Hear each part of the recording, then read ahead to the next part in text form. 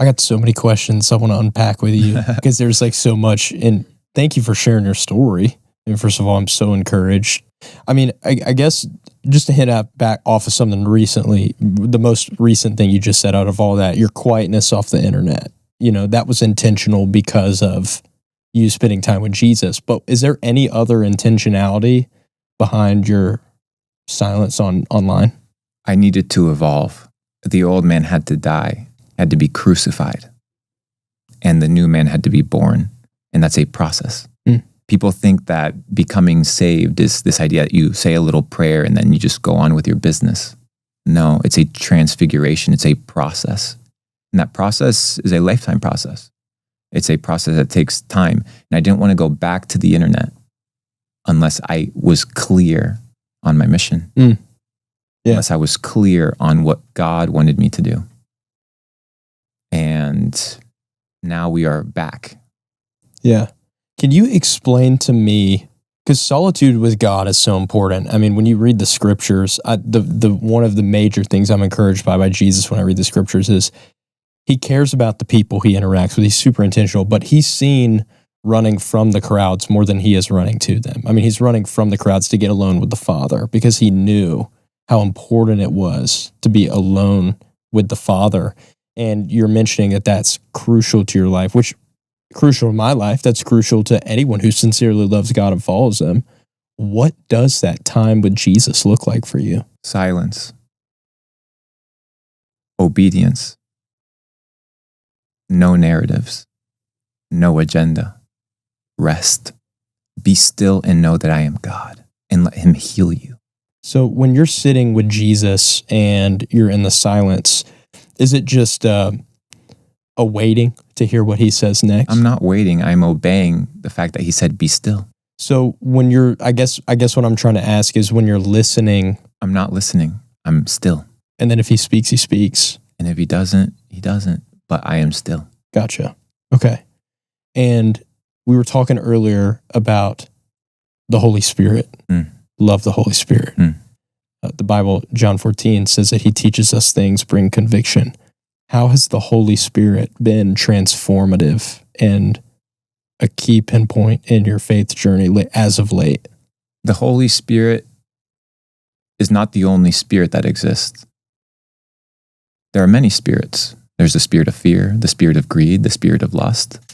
As a vessel, you get to choose which spirit you want to be possessed by. You get to be possessed by lust, greed, fear. But the word says God has not given us a spirit of fear. What is a spirit? A spirit is a person, But of what? Power, sound mind, and self-control. So I asked myself, because once you bring Jesus into your life, the Holy Spirit comes and descends upon you and dwells with you. So once you have the Holy Spirit living in your vessel, now the question is, do you allow the Holy Spirit to work, or are you going to be the one that works? Because if you are the one that allows the Holy Spirit to work, then you're just a vessel of righteousness that operates and does what he says. So you have no plans, no agenda, no narratives. To be like Jesus is to walk by faith, not by sight. To walk by faith, not by sight, and to walk in purity and in connection, to be legit in his eyes. So what the Holy Spirit taught me was, Luke, you're doing things for yourself.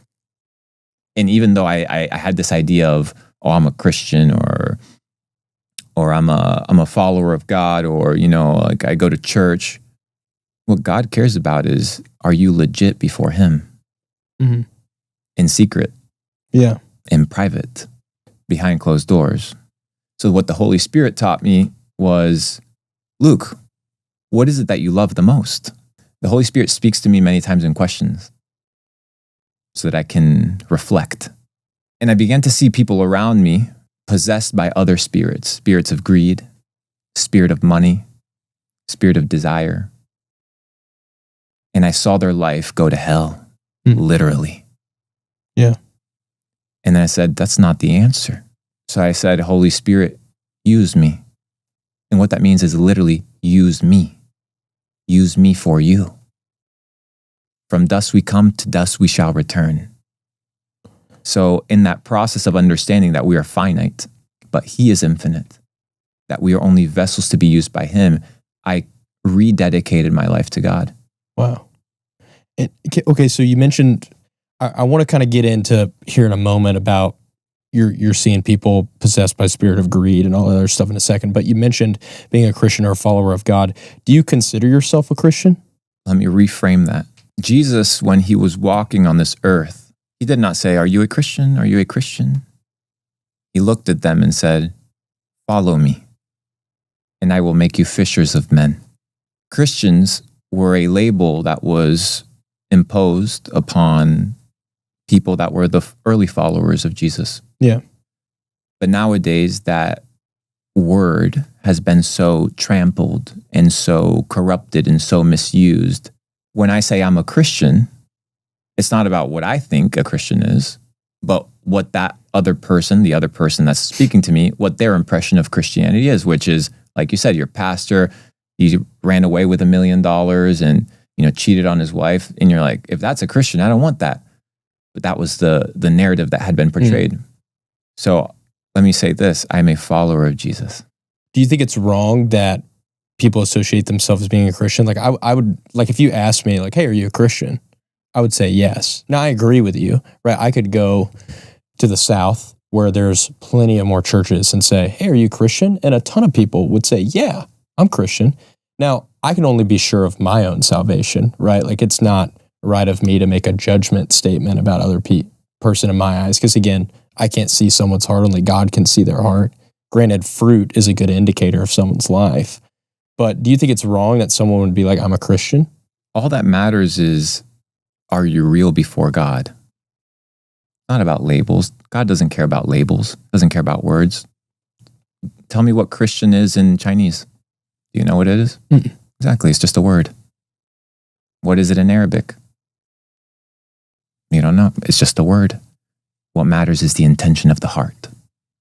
So my deepest desire is that when I die, that Jesus looks at me and says, well done, my good and faithful servant. Not about labels. Interesting.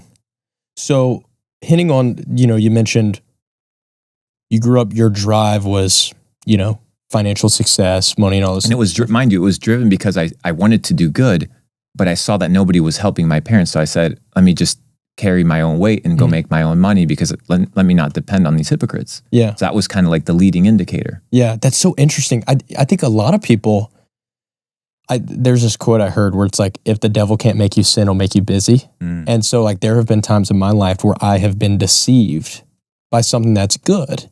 It's easy to be like, what's a God door and what's a bad door? It's like, okay, yeah, choose the God door over a bad door. The hardest thing for anyone is